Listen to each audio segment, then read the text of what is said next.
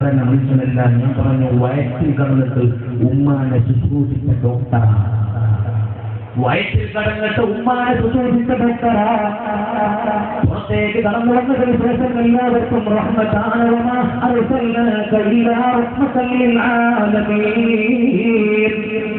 വല്ലാത്ത മഹത്വമാണ് അല്ലാഹുവിന്റെ ഹബീബിന്. അവിടുത്തെ ഓരോ അവയവങ്ങൾക്കും ബറക്കത്തുണ്ട്. അവിടുത്തെ ഓരോ ഭാഗങ്ങൾക്കും ബറക്കത്തുണ്ട്. സാധാരണ മനസ്സിലാക്കുന്ന ആൾക്കാരങ്ങനെ എന്തിനാ മീരാത് അങ്ങോട്ട് ഞാൻ വരുന്നുണ്ട് ഒക്കെ മനസ്സിലാക്കിയിട്ട് പോകാൻ വരുന്നത്. എന്തിനാ മീരാത്, എന്തിനാ ലഭിക്കണം നോക്കി, എന്തിനാണ് ഇതൊക്കെ, എന്തിനാണ് ഘോഷയാത്ര, എന്തിനാണ് പായസം എടുക്കുന്നത്? സുബ്ഹാനല്ലാഹ്, ചിന്തിക്കണേ പ്രിയപ്പെട്ട കൂട്ടുകാരാ. പറയാനുള്ള കാരണം എന്താണെന്നറിയോ? നമ്മളെ പോലത്തെ ഒരു ആളെന്നല്ലേ മുഹമ്മദ് മുസ്തഫ സല്ലല്ലാഹു അലൈഹി വസല്ലം എന്തുകൊണ്ട് പറഞ്ഞിട്ടുണ്ടല്ലോ ഖുർആനിൽ, ഇന്നമാ അന ബശറുൻ മിസ്ലുക്കും യൂഹാ ഇലയ്യ അന്നമാ ഇലാഹുകും ഇലാഹുൻ വാഹിദ്. നിങ്ങൾ പറയുക, ഇന്നമാ അന ബശറുൻ മിസ്ലുക്കും, ഞങ്ങളെ പോലെ മനുഷ്യൻ തന്നെയാണ് നിങ്ങൾ പറയാം. ഒരാഴ്ച ഇതിനെ പകരം ദുർവ്യാഖ്യാനം ചെയ്തു.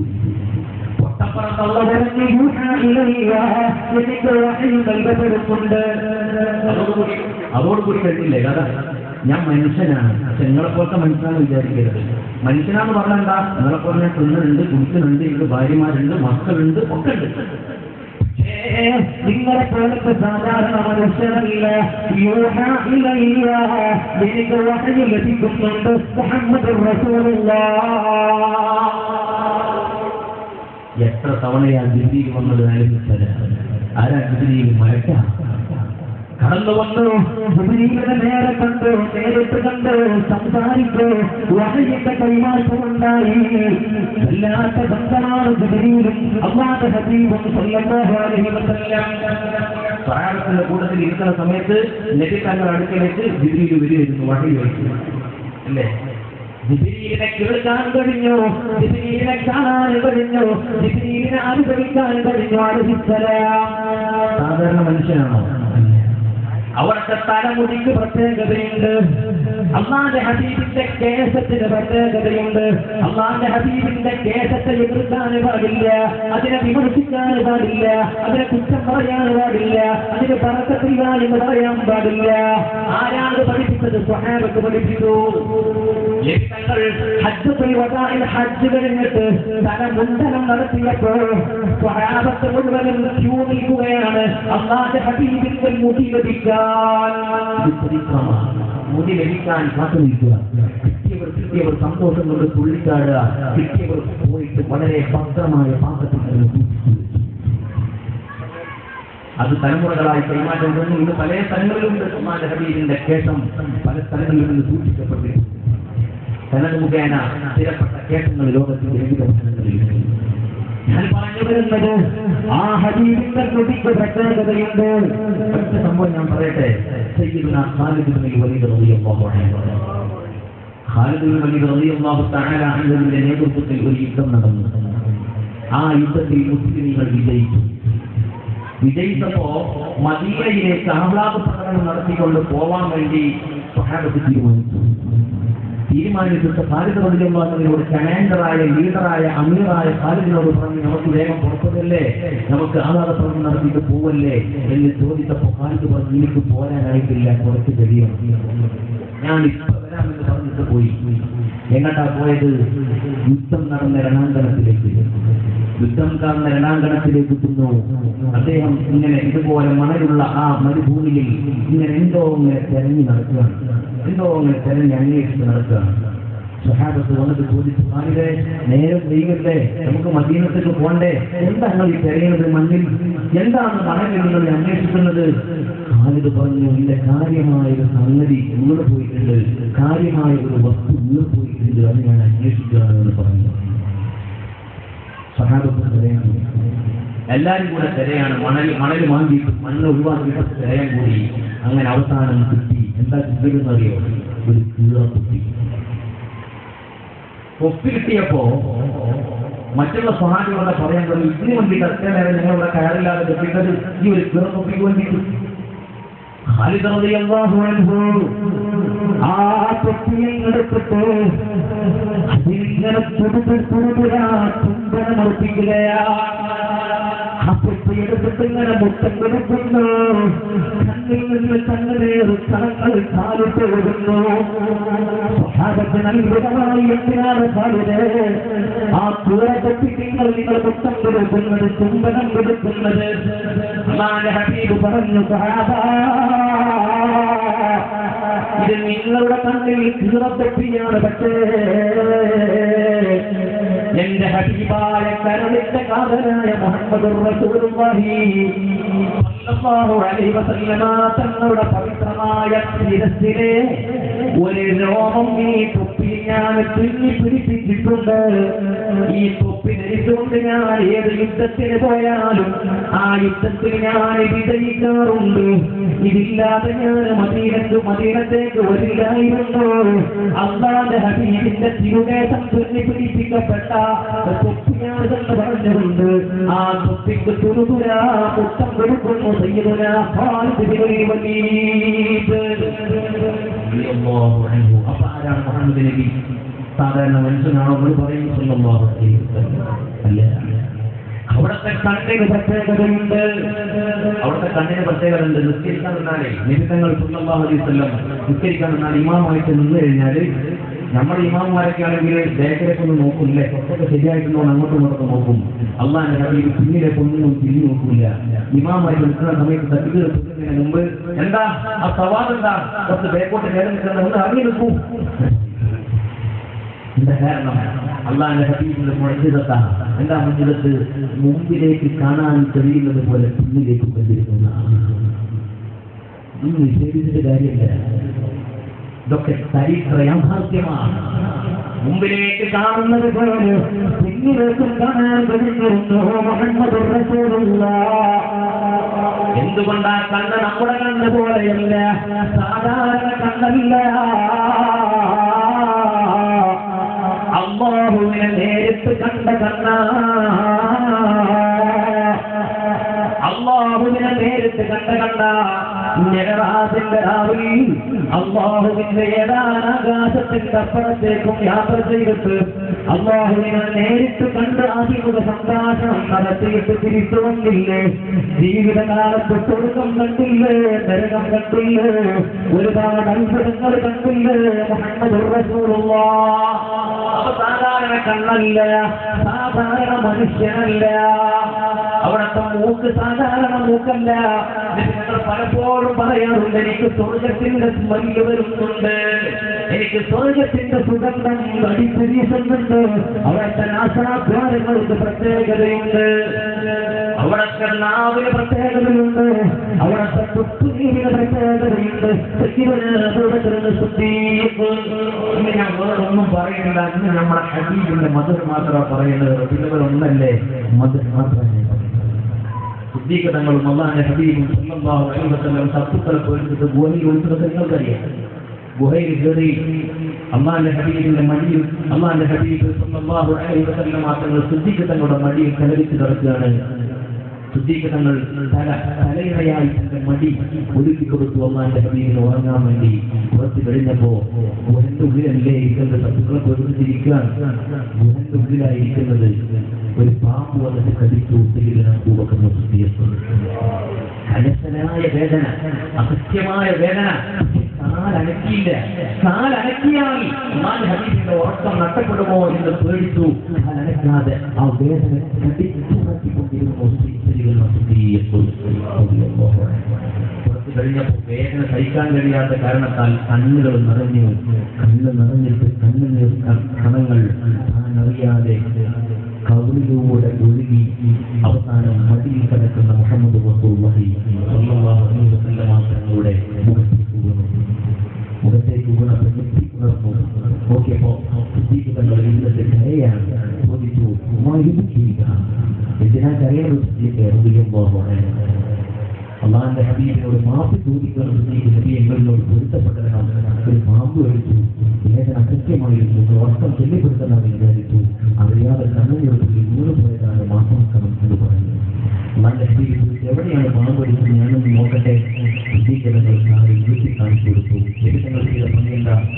ഉപ്പുനീരെടുത്തു, ഒന്ന് ഉപ്പുനീരെടുത്തു, ഓയിൻമെന്റ് ഇതുപോലെ ചിന്തിക്കുന്നവർ പറയാണ് അതോടുകൂടി ആ വേദന അവിടെ നിന്നു മരിക്കുന്നത് വരെ അത് സംബന്ധമായിട്ട് പ്രശ്നമുണ്ടായിട്ടില്ല. അവിടുത്തെ നാവിന്റെ പവർത്രയാണ്, അവിടുത്തെ നാവിന്റെ പവർത്രയാണ്. അവർക്കും ഇങ്ങനെ ഭക്ഷണം കഴിക്കാനിരിക്കുക. കൂട്ടത്തിൽ ഒരു മനുഷ്യൻ ഇടത്തെ കൈകൊണ്ട് ഭക്ഷണം കഴിക്കുന്നുണ്ട്. അള്ളാന്റെ ഹബീബ് സല്ലല്ലാഹു അലൈഹി വസല്ലം മാത്രം പറഞ്ഞു, മോനെ വലത്തെ കൈകൊണ്ടാണ് ഭക്ഷണം കഴിക്കേണ്ടത്, വലത്തെ കൈകൊണ്ടാണ് ഭക്ഷണം കഴിക്കേണ്ടത്. ഇയാൾ പറഞ്ഞു ഇത് കേട്ടപാടെ മസ്തപ്പാടത്തു എനിക്ക് മനസ്സിലാണ് പറഞ്ഞത്. മസ്തപ്പാടത്തു തിന്നാൻ മനസ്സില്ല കഴിക്കാമെന്ന് പറഞ്ഞു. അപ്പൊ ആ സംസ്കാരം എത്രത്തോളം ഉണ്ടെന്ന് നമ്മൾ അറിയിക്കണം. വീണ്ടും പറഞ്ഞു, മോനെ വലത്തെ കൈകൊണ്ട് ഭക്ഷണം കഴിക്കുമെന്ന് പറഞ്ഞു. കാരണം അള്ളാന്റെ ഹബീബിന്റെ കാലത്ത് ജാഹിലിയ്യത്തിന്റെ സ്വഭാവം കുറെ ആൾക്കാരുണ്ട്. ആറാബികളുണ്ട്, കാട്ടറബികളുണ്ട്, പലരും വരും വീട്ടിലേക്ക്. വീണ്ടും പറഞ്ഞു, മോനെ വലത്തെ കൈകൊണ്ട് ഭക്ഷണം കഴിക്കുന്നത്. എപ്പോഴും ഇയാൾ പറഞ്ഞു, മസ്തപ്പാടത്തു എനിക്ക് തൽക്കാലം മനസ്സില്ല, എനിക്ക് കഴിയില്ല.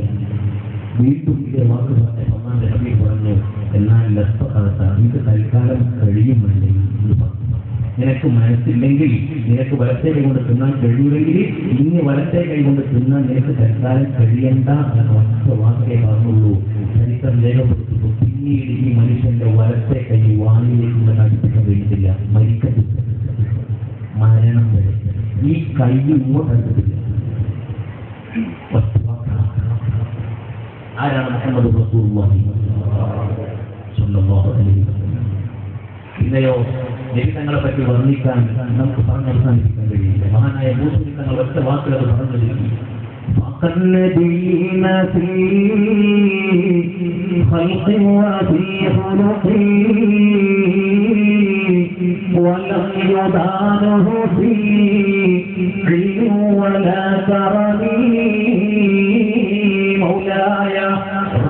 മൗലായ സ്വല്ലി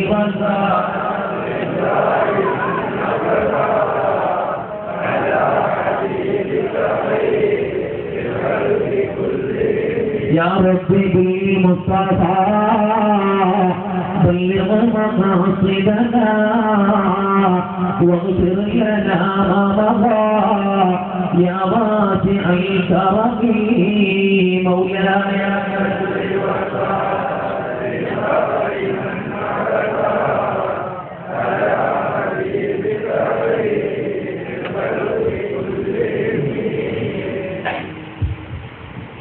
ഹബീബ് സല്ലല്ലാഹു അലൈഹി വസല്ലം തങ്ങളെ പറ്റി ബോധൂരി തങ്ങൾ പറയാ, ലോകത്ത് കഴിഞ്ഞു പോയ 1,24,000 മുമ്പിയാക്കളുണ്ടല്ലോ, പ്രവാചകന്മാരുണ്ടല്ലോ. ഒരു വിഷയത്തിലും അല്ലാഹുവിന്റെ ഹബീബിന്റെ 4 അയലത്തേക്ക് പോലും എത്തുകയില്ല. സൃഷ്ടിപ്പിന്റെ വിഷയത്തിലാവട്ടെ, സ്വഭാവത്തിന്റെ വിഷയത്തിലാവട്ടെ, സംസ്കാരത്തിന്റെ വിഷയത്തിലാവട്ടെ, ദീനിന്റെ വിഷയത്തിലാവട്ടെ, ഒരു വിഷയത്തിലും ലോകത്ത് കഴിഞ്ഞുപോയ പ്രവാചകന്മാർക്ക് അല്ലാഹുവിന്റെ ഹബീബിന്റെ 4 അയലത്തേക്ക് എത്താൻ കഴിഞ്ഞിട്ടില്ല. ലോകത്തെ ഏറ്റവും വലിയ സുന്ദരനല്ലേ മുഹമ്മദുർ റസൂലുള്ളാഹ്.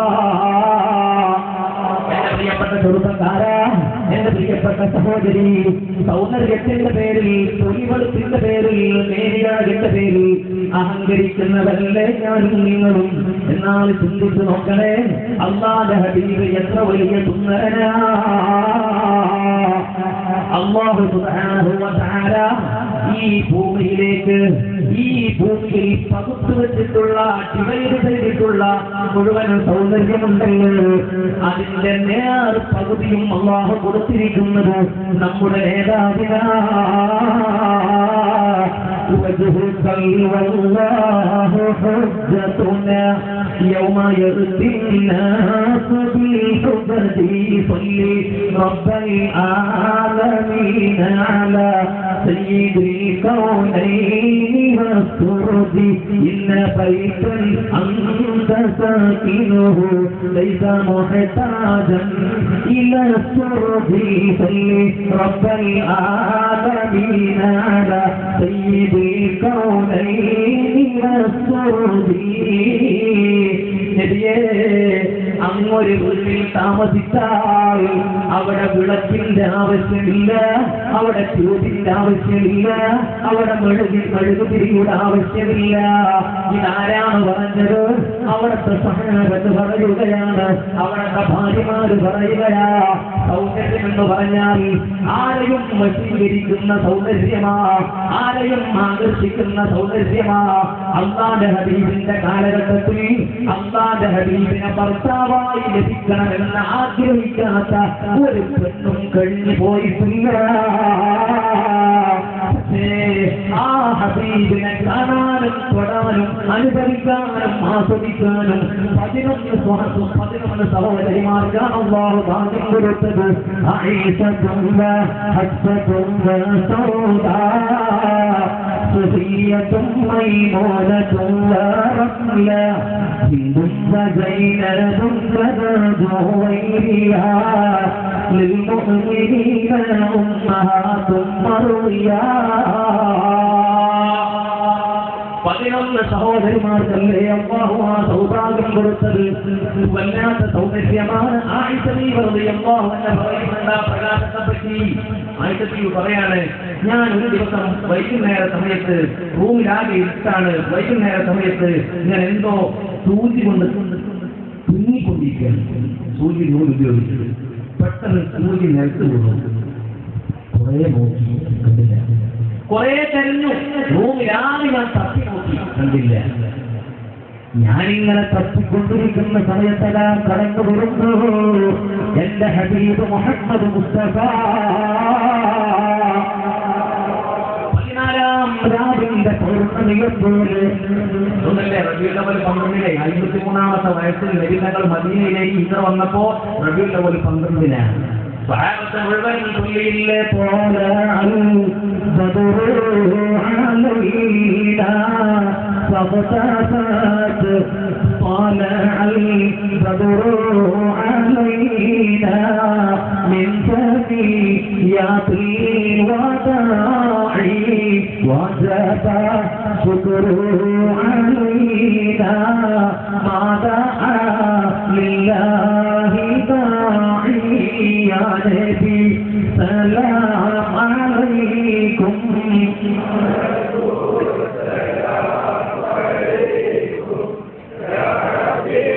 سلام عليكم صلوات الله عليكم. ولع البدر പൗർണമിത വന്നിരിക്കുന്നു. 14-ാം രാവിലെ ചന്ദ്രനിത ഒഴിച്ചിരിക്കുകയാ. അല്ലാഹുവിന്റെ ഹബീബിനെ പറ്റി 14-ാം രാവിലെ ചന്ദ്രനെന്ന സ്വഹാബത്ത് പറഞ്ഞത്. ആയിഷ ബീവി പറയാ, അല്ലാഹുവിന്റെ റസൂൽ വീട്ടിലേക്ക് കടന്നു വന്നപ്പോ റൂമിലാകെ പ്രകാശം പരന്നുപോയി. ആ പ്രകാശത്തിൽ എന്റെ സൂചി കണ്ടെടുക്കാൻ എനിക്ക് സാധിച്ചു എന്ന് സയ്യിദത്തുനാ ആയിഷ ബീവി റളിയല്ലാഹു അൻഹാ. ജനങ്ങൾ വന്നപ്പോൾ ഒരു ലൈറ്റ്, ആ ലൈറ്റിൽ എന്റെ സൂചി വന്നു. ആ പ്രകാശം, ആ സൗന്ദര്യം വർണ്ണിക്കാൻ കഴിയില്ല. സ്വഭാവത്തിന്റെ വിഷയത്തിലോ 4 ആയത്തിൽ പോലും നമ്മളൊത്തൂല, ലോകത്ത് മറ്റൊരുത്തൂല. അതുകൊണ്ടല്ലേ ലളിതങ്ങൾ വഫാത്തായതിനു ശേഷം ഈ 9 ഭാര്യമാരോട്, ലളിതങ്ങൾ വഫാത്താകുമ്പോൾ 9 ഭാര്യമാരോട് സ്വന്തമായിട്ടല്ലോ 9 ഭാര്യമാരോടും അല്ലാഹു പറഞ്ഞു, നിങ്ങൾ വേറെ കല്യാണം കഴിക്കാൻ പറ്റില്ല. എന്താ, വേറെ കല്യാണം കഴിച്ചാൽ ഇത് സ്വസ്ഥമായി ജീവിക്കാൻ കഴിയില്ല. അല്ലാഹുവിന്റെ ഹബീബിന്റെ അടുത്ത് നിന്ന് കിട്ടിയ ആ സുഖവും സൗഖ്യവും മാനസികമായ ഉല്ലാസവും ഇത് നൽകാൻ ലോകത്ത് ഒരാൾക്കും സാധ്യമല്ല. അതുകൊണ്ട് വിധവകളായിട്ട് കഴിക്കാനാണ് പറഞ്ഞത്. അതിന് നിങ്ങൾ അതെന്താണ് അവരുടെ സ്വഭാവം?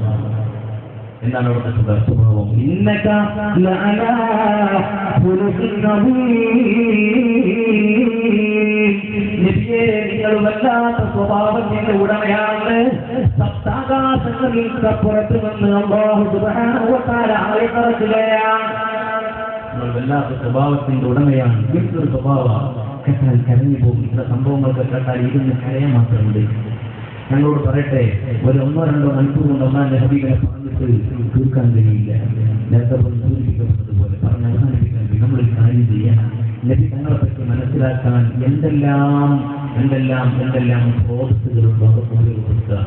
ഇഷ്ടംപോലെ അല്ലാഹുവിന്റെ ഹബീബിനെ പറ്റി ജീവിതത്തിൽ വിശദീകരിക്കുന്ന പുസ്തകങ്ങൾ വായിക്കാൻ പറ്റും. അത് വായിക്കുക, ഉസ്താദുമാരുടെ പ്രഭാഷണങ്ങൾ കിട്ടും, രീതികൾ കിട്ടും, അതൊക്കെ നമ്മൾ കേൾക്കുക. അതുകൊണ്ട് തന്നെ നമ്മുടെ ജീവിതത്തിൽ വലിയ മാറ്റങ്ങളുണ്ടാവും. എല്ലാവർക്കും സ്വഭാവം എല്ലാവരോടും ചെറിയ കൊച്ചു കുട്ടികളോട് വരെ അല്ലേ